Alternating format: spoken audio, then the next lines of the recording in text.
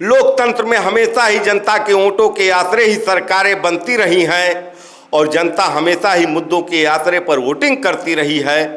उत्तर प्रदेश में 2027 में होने वाले विधानसभा चुनाव के लिए मैदान पूरी तरह से तैयार है। राजनीतिक दल कमर कसकर तैयारी कर रहे हैं, अपने पक्ष में दावे कर रहे हैं, विपक्षी के दावों की धज्जियां उड़ा रहे हैं, बयानबाजियां भी जोरों पर हैं। पाकिस्तान भी आ चुका है। उत्तर प्रदेश चुनाव से ठीक पहले उत्तर प्रदेश में चवन्नी का रुपया भी बनाया जा रहा है। और इन सब से अलग उत्तर प्रदेश के चुनाव में युवाओं का प्रदर्शन एक बड़ा मुद्दा बनता हुआ दिख रहा है। आज की युवा पीढ़ी लचर शिक्षा व्यवस्था की बात कर रही है, नौकरी की बात कर रही है, रोजगार की बात कर रही है। किसानों के भी अपने मुद्दे हैं, महंगाई भी एक मुद्दा बना हुआ है। चीनी 70 रुपये किलो हो गई। एथेनॉल भी एक मुद्दा बना हुआ है। गाड़ियों के इंजन खराब हो रहे हैं, माइलेज नहीं मिल रहा है।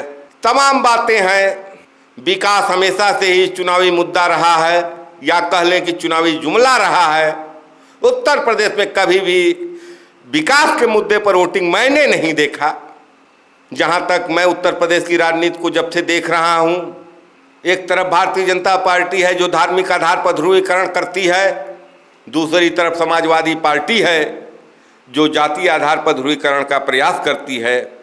पीडीए का फार्मूला भी कहीं न कहीं जाति खांचे में ही फिट होता है। तो क्या उत्तर प्रदेश की जनता इस बार अपने मुद्दों पर वोट करने जा रही है?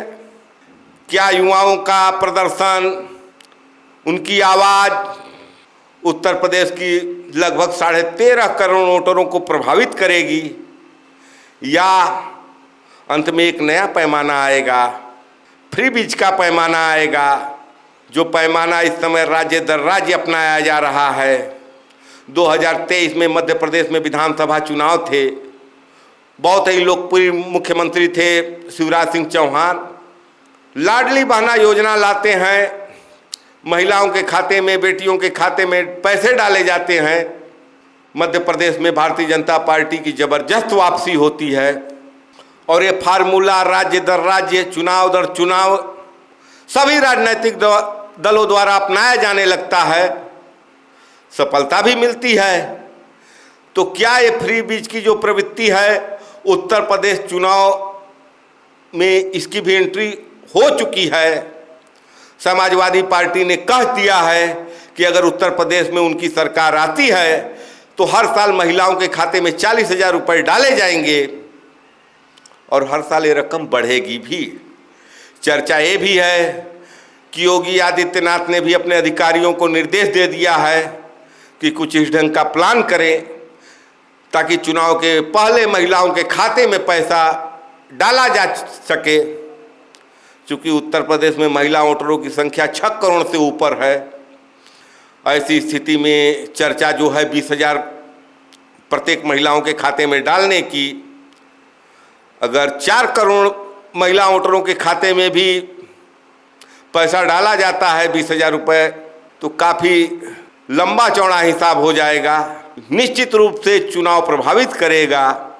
अगर ऐसा होता है तो कहीं न कहीं उत्तर प्रदेश चुनाव के जो मुद्दे हैं वो ख़त्म हो जाएंगे, क्योंकि उत्तर प्रदेश में जिन मुद्दों के आश्रय पर चुनाव होता आ रहा है अब तक, बहुत काफ़ी लंबे समय से भारतीय जनता पार्टी राम मंदिर को राजनीतिक मुद्दा बनाकर चुनाव लड़ती आ रही है। लेकिन अब कहीं न कहीं राम मंदिर विपक्ष के लिए मुद्दा बन चुका है, क्योंकि राम मंदिर में चढ़ावे की चोरी हो चुकी है। योगी आदित्यनाथ की सरकार एसआईटी का गठन करती है, कहती है कि हमारी सरकार दूध का दूध पानी का पानी करेगी। एसआईटी का रिपोर्ट भी आ चुका है। कुछ छोटी मछलियों को सजा दिया गया है, लेकिन बड़े मछलियों को क्लीन चिट दे दिया गया है। उत्तर प्रदेश की जनता क्या राम मंदिर चढ़ावा चोरी के मुद्दे पर भी वोट करने जा रही है? किसानों के मुद्दे पर वोट करने जा रही है? युवा अपने मुद्दों पर वोट करने जा रहे हैं? या महिलाओं के खाते में पैसे डालकर पूरे लोकतंत्र को खरीद लिया जाएगा? ऐसा भी कोई प्रयास हो सकता है? सब समय के गर्त में है, भविष्य के गर्त में है। फिलहाल भारतीय जनता पार्टी हैट्रिक लगाने के प्रयास में है। नवनियुक्त पार्टी के राष्ट्रीय महासचिव विनोद तावड़े उत्तर प्रदेश के प्रभारी बने हैं। चर्चा ये है कि लगभग 200 विधायकों के टिकट कटेंगे। अगर 200 विधायकों के टिकट कटते हैं तो तमाम मंत्रियों का भी टिकट कटना तय है। क्या चेहरे को बदलकर, चेहरे पर रुमाल डालकर, चेहरे के ऊपर चादर डालकर प्रदेश के मुद्दों से प्रदेश की जनता के ध्यान को भटकाया जा सकता है? ये भी एक बात है, इसकी भी चर्चा होगी। फिलहाल सबसे ज़्यादा चर्चा है कि क्या महिलाओं के खाते में पैसे आएंगे। चर्चा ये है कि क्या युवा पूरे वोटिंग पैटर्न को बदल देंगे। उत्तर प्रदेश की सियासत से जाति और धर्म की गोलबंदी खत्म होने वाली है। इस पर सबकी निगाह है। आपको क्या लगता है, क्या उत्तर प्रदेश इस बार अपने मुद्दों पर, महंगाई, बेरोजगारी, शिक्षा के मुद्दों पर, सड़कों में बने गड्ढों के मुद्दे पर, किसानों की समस्या है, उनके जोत कम होते जा रहे हैं, जल निकासी की समस्या है, उन मुद्दों पर, खादों की कीमत बढ़ी है, उन मुद्दों पर वोट करेगी? सबकी निगाह है। आप भी निगाह लगा कर रहिए और बताइए कि क्या फ्री बीच पर चुनाव होना चाहिए या राजनीतिक दलों को जनता के बीच में मुद्दों के आधार पर एक स्वस्थ प्रतिस्पर्धा करनी चाहिए? आपको क्या लगता है कि एक निष्पक्ष चुनाव के लिए उत्तर प्रदेश तैयार है या फ्री बीच का एंट्री होगा? पूरा चुनाव, लोकतंत्र, सब कुछ बिक जाएगा? अपने राय विचार कमेंट कर जरूर दें।